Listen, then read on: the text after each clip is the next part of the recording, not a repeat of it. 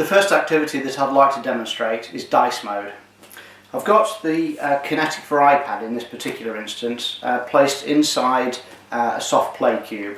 This is one that I've had specially made. It's got pockets on all sides so that you can insert pictures on all 6 faces, and it's also a little recess that you can put the product itself into.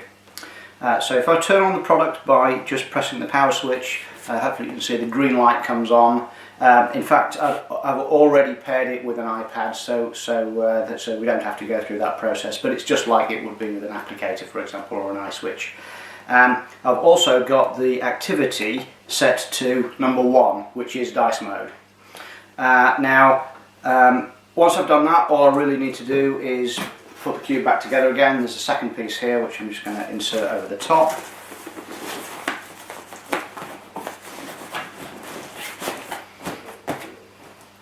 Okay, now on the front panel of the device just here is a picture of the product itself with a series of numbers 1 through to 6 to denote the number of each of the 6 faces.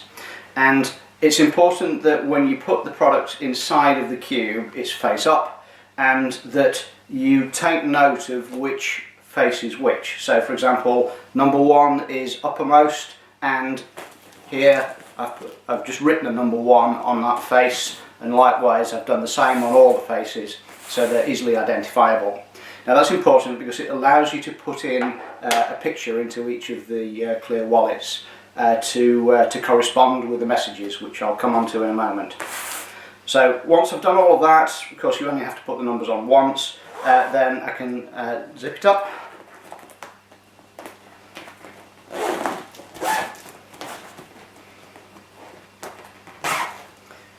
And I'm good to go. Now I've got pictures of farmyard animals on the product. Sorry, as you see, that one's a cow, and I've already got some messages recorded on the iPad on our own Smooth Talker AAC app. And what I've done is simply record the names of the farmyard animals on all 6 faces.